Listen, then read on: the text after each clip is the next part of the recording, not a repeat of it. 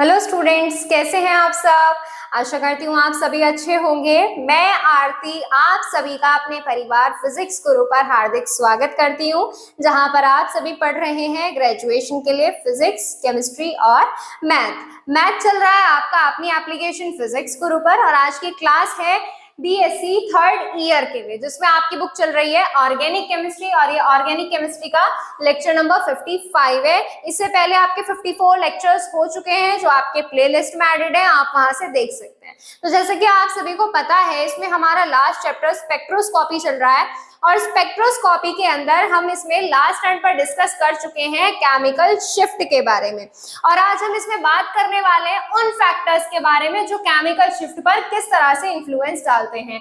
मान लीजिए जैसे क्या है, कोई भी एक फैक्टर है, जैसे हम अब तक पढ़ते आए हैं, जैसे टेम्परेचर का क्या इफेक्ट होता है, इस तरह से इनका क्या इफेक्ट होता है, तो वो सारी चीज है। बस इसमें क्या होने वाला है, कुछ डिफरेंट फैक्टर्स के बारे में बात करेंगे। क्यों? क्योंकि इसमें नॉर्मल टेम्परेचर प्रेशर का तो फैक्टर ले ही नहीं सकते, क्योंकि हमारा क्या है, स्पेक्ट्रोस्कोपी है, रेडिएशंस है, फ्रीक्वेंसी है, रेजोनेंस है, ये सारी चीजें। तो हम ऐसे फैक्टर्स लेंगे जो इन चीजों पर इफेक्ट डालती है। ठीक है, तो आप क्या कर सकते हैं, आप यहाँ से अपनी स्केच डाल सकते हैं, फैक्टर्स अफेक्टिंग केमिकल शिफ्ट, और इसके अंदर पहला पॉइंट डालिए इंडक्टिव इफेक्ट।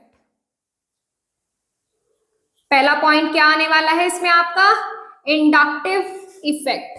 अब मुझे आपको इंडक्टिव इफेक्ट समझाने की तो जरूरत है नहीं, ऐसा मुझे लग रहा है। क्यों? क्योंकि मैं इंडक्टिव इफेक्ट पहले भी करा चुकी हूँ। हाँ जी, हम इंडक्टिव इफेक्ट करा चुके हैं। Plus I effect, minus I effect, inductive effect होता क्या है, ये सारी चीजें मैं आपको पहले करा चुकी हूँ। और इसमें क्या है, पूरा एक टॉपिक है। अगर आपको इंडक्टिव इफेक्ट नहीं मालूम तो आप सर्च कीजिए इंडक्टिव इफेक्ट, और आप क्या कर सकते हैं, देख सकते हैं। बिल्कुल एक एक चीज मैंने बिल्कुल डीपली कराई है आपको उसमें। ठीक है, अब देखो बात करते हैं इंडक्टिव इफेक्ट के बारे में। देखो इसमें क्या होता है, प्रोटॉन अटैच होता है इलेक्ट्रोनेगेटिव एटम या ग्रुप से, या फिर मैं कहूं न्यूक्लियस अटैच होता है किसी भी इलेक्ट्रोनेगेटिव एटम या ग्रुप से, या फिर ये मान लो कि कार्बन अटैच है किसी भी इलेक्ट्रोनेगेटिव एटम या ग्रुप से। ठीक है, ये मान लो कार्बन अटैच है किसी भी इलेक्ट्रोनेगेटिव एटम से या ग्रुप से अटैच है। जब देखो प्रोटॉन आपका इलेक्ट्रोनेगेटिव एटम या ग्रुप से अटैच होगा तो क्या होगा, क्या होगा आप बताइए, इसमें क्या होगा हम बताते हैं। देखो जैसे मान लीजिए आपका ये क्या है, CH3Br, ये ले लिया हमने, या फिर क्लोरीन ले लो, CH3Cl ले लो, CH3Br ले लो, हेलोजन लेना है। ये इसमें क्या होता है, ये आपका होता है इलेक्ट्रोनेगेटिव एटम। क्या होता है, इलेक्ट्रोनेगेटिव एटम। ये क्या करता है, ये इलेक्ट्रॉन पुलिंग ग्रुप होता है, ये माइनस आई ग्रुप होता है। ठीक है, इसका काम क्या होता है, इलेक्ट्रॉन को अपनी तरफ अट्रैक्ट करने का। जब देखो ये इलेक्ट्रॉन क्या करेगा, ये इलेक्ट्रॉन अपनी तरफ अट्रैक्ट करेगा, तो देखो क्या होता है, यहाँ पर क्या है, ये मान लीजिए कार्बन है, हाइड्रोजन का अपना इलेक्ट्रॉन क्लाउड होता है, इससे कोई भी इलेक्ट्रोनेगेटिव एटम इस एरिया में तो नहीं जुड़ा हुआ है, तो इस हाइड्रोजन के इलेक्ट्रॉन क्लाउड को क्या कर लेगा, ये अपनी तरफ अट्रैक्ट कर लेगा, इसके को भी अपनी तरफ अट्रैक्ट कर लेगा, इसके को भी अपनी तरफ अट्रैक्ट कर लेगा। अब देखो बीच में जो जो प्रेजेंट थे उनको तो ये अट्रैक्ट कर लिया। देखो जैसे मान लो मैं इस तरह से रख दूं इन्हें कि पहले पर एक हाइड्रोजन, दूसरे पर एक हाइड्रोजन, तीसरे पर एक और हाइड्रोजन, फिर ये आ गया आपका Br। ठीक है, अब फिलहाल सिर्फ अज्यूम करके चलो, तो देखो क्या हो रहा है, ये इसके इलेक्ट्रॉन क्लाउड को अपनी तरफ अट्रैक्ट कर लेगा, ये इसको अपनी तरफ अट्रैक्ट कर लेगा, ये इसको अपनी तरफ अट्रैक्ट कर लेगा। इसका अपना इलेक्ट्रॉन क्लाउड है, इसका अपना इलेक्ट्रॉन क्लाउड है, इलेक्ट्रॉन क्लाउड जो बाहर, इससे बाहर वाली कक्षा में इलेक्ट्रॉन्स होते हैं। ठीक है, अब देखो क्या है, ये भी क्या है, ये आपका इलेक्ट्रॉन पुलिंग ग्रुप है। ये क्या है, इलेक्ट्रॉन पुलिंग ग्रुप है। तो ये क्या करेगा, ये इसके इलेक्ट्रॉन को रिपेल नहीं करेगा, ये इसके इलेक्ट्रॉन को रिपेल नहीं करेगा, तो यहाँ पर क्या नहीं होगा, यहाँ पर शील्डिंग इफेक्ट क्रिएट नहीं होगा। जब यहाँ पर शील्डिंग इफेक्ट क्रिएट नहीं होगा तो यहाँ पर क्या बचेगा, यहाँ पर आपका डी शील्डिंग बचेगा। ठीक है, इस तरह से समझो, ऐसे नहीं होता है कि पहली कक्षा में हाइड्रोजन दूसरी कक्षा में हाइड्रोजन, ये मैंने सिर्फ आपको समझाने के लिए बताया है। जब आपके इलेक्ट्रॉन पुलिंग ग्रुप, या मैं कहूँ इलेक्ट्रॉन नेगेटिव ग्रुप आपका किसी भी प्रोटॉन से अटैच होता है, तो उस कंडीशन में प्रोटॉन जो होता है डी शील्डिंग इफेक्ट रिप्रेजेंट करता है, और डी शील्डिंग इफेक्ट रिप्रेजेंट कर रहा है, तो इस कंडीशन में क्या होगी, डेल्टा की वैल्यू कम होगी या ज्यादा होगी, कम होगी या ज्यादा होगी। उसके लिए स्केल पता होनी चाहिए जो हमने लास्ट टाइम पर बनाई थी। मैं अब यहाँ पर फिर से बना देती हूँ स्केल।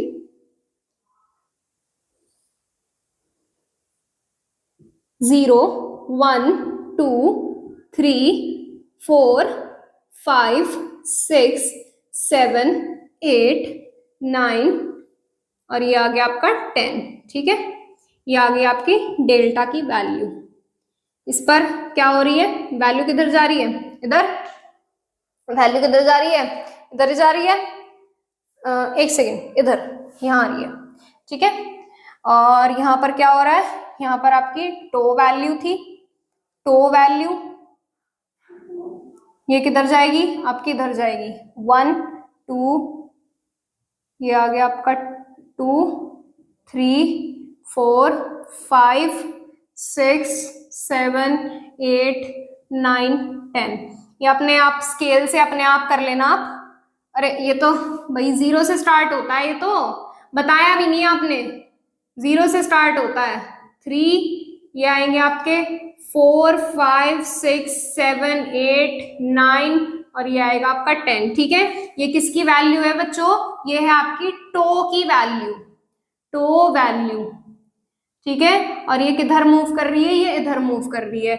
हम जानते हैं, क्या जानते हैं हम, यही जानते हैं कि अगर आपका कोई भी इधर की तरफ मूव करता है तो वहां पे क्या होता है, डी शील्डिंग होता है, डी शील्डिंग होता है। और वो कैसा जाता है, अप फील्ड जाता है, डाउन फील्ड जाता है, डी शील्डिंग होता है तो डाउन फील्ड जाता है। ठीक है, अब यहाँ पर आते हैं इस बारे में, ये क्या है, इलेक्ट्रॉन विड्रॉइंग ग्रुप है या मैं कहूँ इलेक्ट्रोनेगेटिव ग्रुप है। इलेक्ट्रोनेगेटिव ग्रुप इससे अटैच है तो इस कारण यहाँ पर क्या होगा, प्रोटॉन पर डी शील्डिंग आएगा। क्यों आएगा ये मैंने बता दिया है आपको। ठीक है, और यहाँ पर डेल्टा की वैल्यू कैसी होगी, डी शील्डिंग हो रहा है, डी शील्डिंग हो रहा है तो डेल्टा की वैल्यू क्या हो रही है, डी शील्डिंग हो रहा है तो डेल्टा की वैल्यू इंक्रीज हो रही है।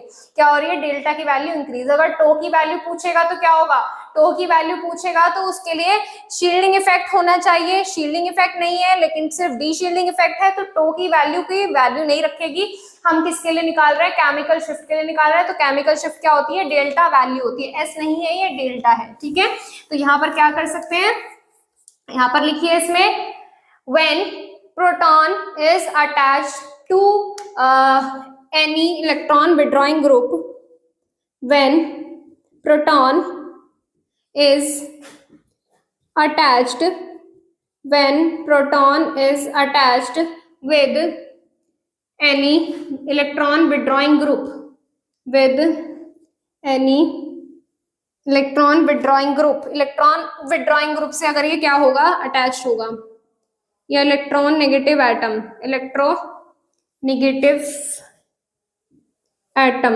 या ग्रुप, एटम या ग्रुप, कोमा लगाकर लिखेंगे, प्रोटॉन, प्रोटॉन, प्रोटॉन क्या करेगा, proton will be D shielding, proton कैसा होगा, डी शील्डेड होगा और डेल्टा की वैल्यू हाई होगी।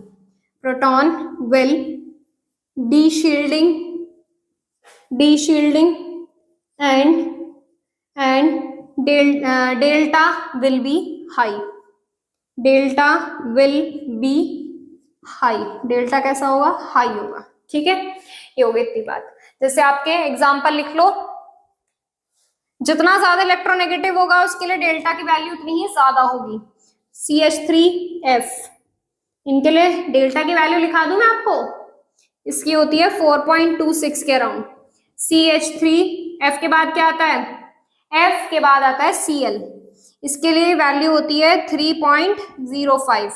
फिर क्या आता है, फिर आता है CH3Br, CH3Br के लिए होती है 2.68।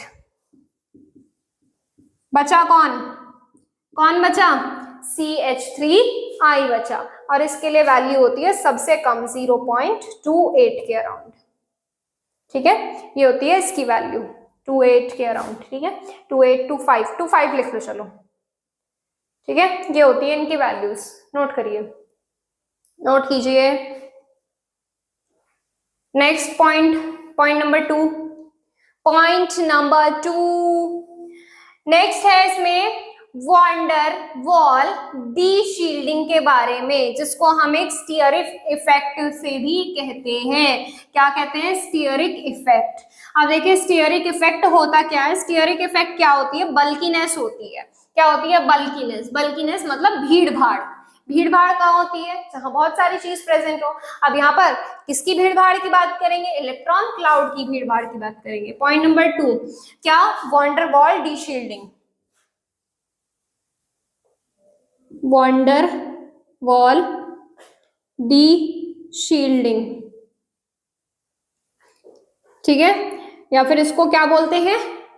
क्या बोलते हैं? Stearic effect.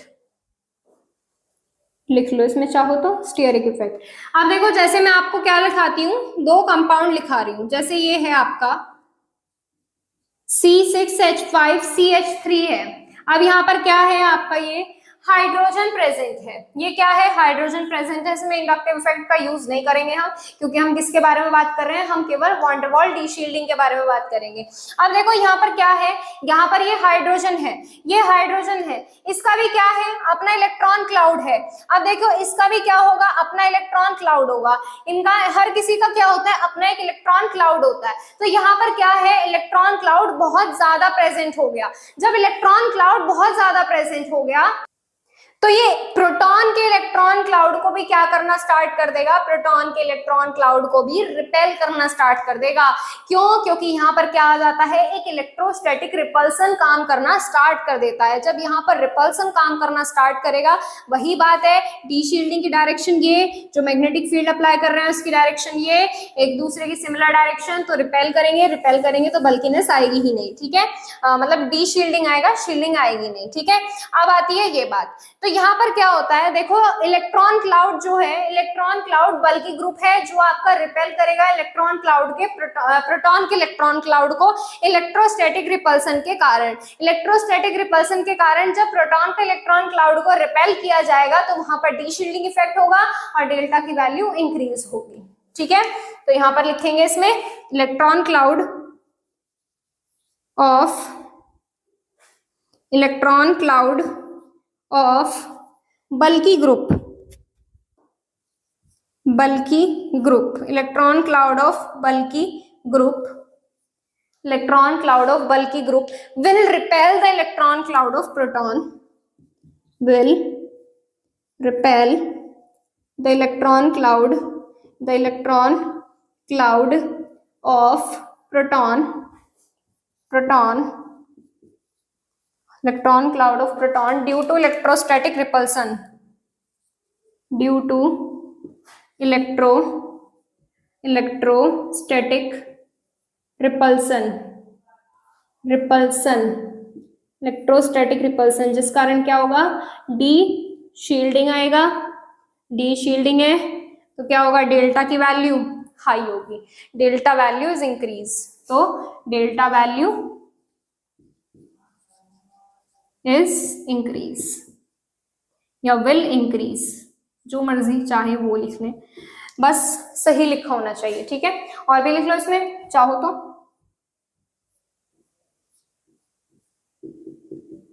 पास वाला ही ग्रुप लेना ताकि वो बल्कीनेस शो करे, ठीक है। ये ले लो, इसका ट्वाइस ले लो यहाँ पर ऐसे, ठीक है। तो ये हो सकता है ट्वाइस से मतलब क्या है?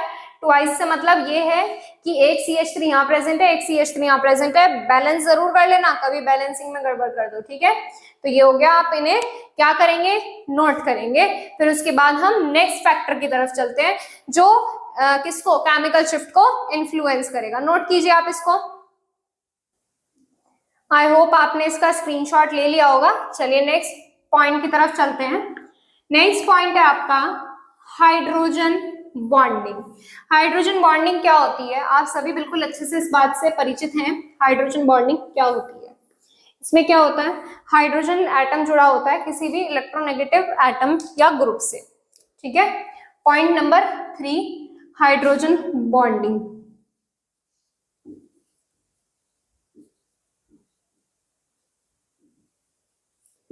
लिखिए इसमें hydrogen atom goes for hydrogen bonding. Hydrogen atom लिखिए इसमें hydrogen atom goes for hydrogen bonding goes for hydrogen bonding with with two electronegative atom, then two electronegative atom with two electronegative atom with two electronegative atom, then comma लगा कर लिखेंगे then THEN, then they will form, then क्या होगा, या फिर then लगाओ या फिर एंड लगाओ, मर्जी है जो भी आपकी लगाना है लगा लो. They will take the electron cloud, then they will take the electron cloud, the electron cloud. ये क्या करेंगे, इलेक्ट्रॉन क्लाउड को ले लेंगे किससे, hydrogen atom. They will take electron cloud from hydrogen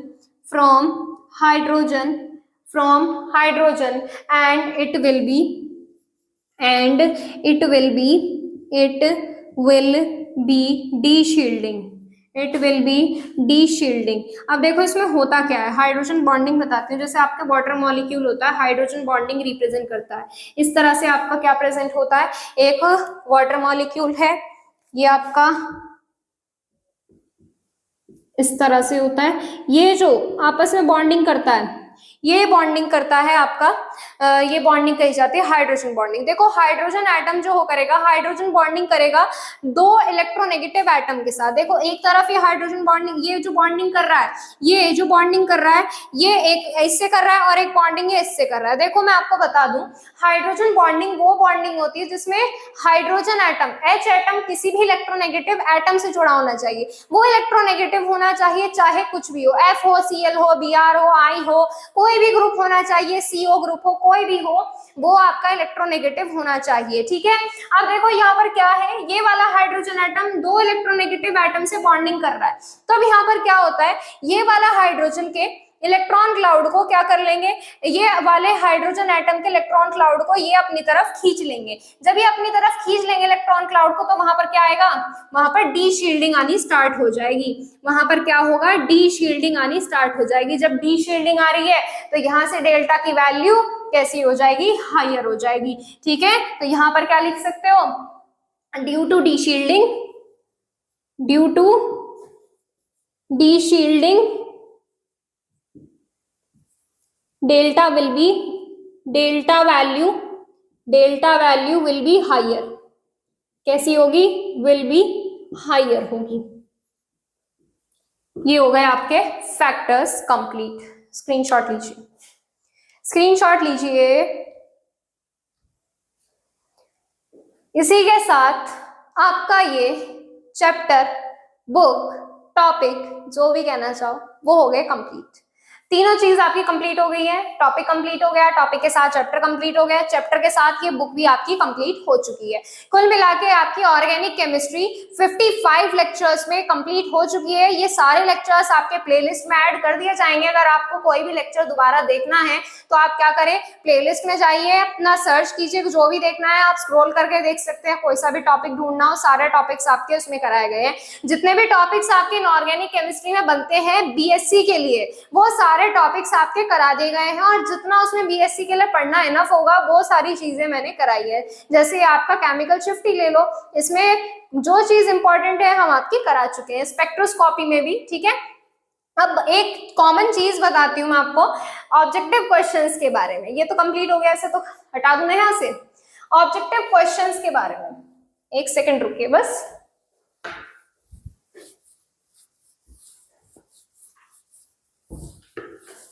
हाँ जी, ऑब्जेक्टिव क्वेश्चंस के बारे में बताती हूँ अब आपको. ऑब्जेक्टिव क्वेश्चंस पे कुछ खास नहीं होता है. देखो मैं आपको बताती हूँ तरीका. आपने पढ़ा है, थ्योरेटिकल पढ़ी है सारी चीज, हर चीज को आप डीपली समझते हैं, डीपली आपने पढ़ा है हर चीज को. बस वो डिपेंड करता है आप पर कि आपने उसको सिर्फ पढ़ा है या समझा भी है. अगर आपने किसी भी चीज को समझकर बहुत अच्छे से किया है तो आप कहीं भी किसी भी चीज को लेकर मात नहीं खाने वाले, चाहे आपको डिस्क्रिप्टिव दे दिया जाए या फिर आपको ऑब्जेक्टिव एग्जाम दे दिया जाए. ठीक है. आप किसी भी चीज को लेकर घबराइएगा नहीं. ऑब्जेक्टिव में क्या होता है, क्वेश्चन दे दिया जाता है, आंसर भी आपके सामने दिए जाते हैं, बस आपको सही आंसर चूज करना होता है. आप इतना तो कर ही सकते हैं, इतना तो किया ही जा सकता है कि आपको एक सही आंसर दे दिया जाएगा और आपको क्या करना है, गलत अलग निकालने और सिर्फ एक उस सही चीज पर निशाना लगाना है, ठीक है। तो वो आप तो बिल्कुल आसानी से कर देंगे, तो ऐसी मैं बिल्कुल उम्मीद करती हूँ, क्योंकि हमने आपको सारी चीज बिल्कुल अच्छे से खोल कर बताई है। और बात रही केमिकल रिएक्शंस की, तो केमिकल रिएक्शंस करना भी बहुत आसान है, बस आपको ये पता होना चाहिए कि कौन सा कंपाउंड में क्या रिएक्टिव है, क्या रिएक्टिव है, तो वो बॉन्डिंग करेगा इलेक्ट्रोनेगेटिव एटम की तरफ से, मतलब जो ज्यादा इलेक्ट्रोनेगेटिव बॉन्ड किधर जाएगा, इलेक्ट्रॉन किधर जाएंगे, किधर नेगेटिव किधर पॉजिटिव, बस ये सीख लिया ना अगर आपने, तो सारी चीज आप बिल्कुल आसानी से कर दोगे। फिर ऑर्गेनिक केमिस्ट्री आपके बाएं हाथ का खेल होने वाली है, ठीक है। तो इसी के साथ आपकी ये बुक होती है कंप्लीट। इनऑर्गेनिक केमिस्ट्री हम ऑलरेडी कंप्लीट करा चुके हैं। तो चलिए अब आपसे मिलते हैं फिर कभी नेक्स्ट बुक के साथ। आज करेंगे बस इतना ही, तब तक आप खुश रहिए और अपनी दिवाली मनाइए। Thank you so much.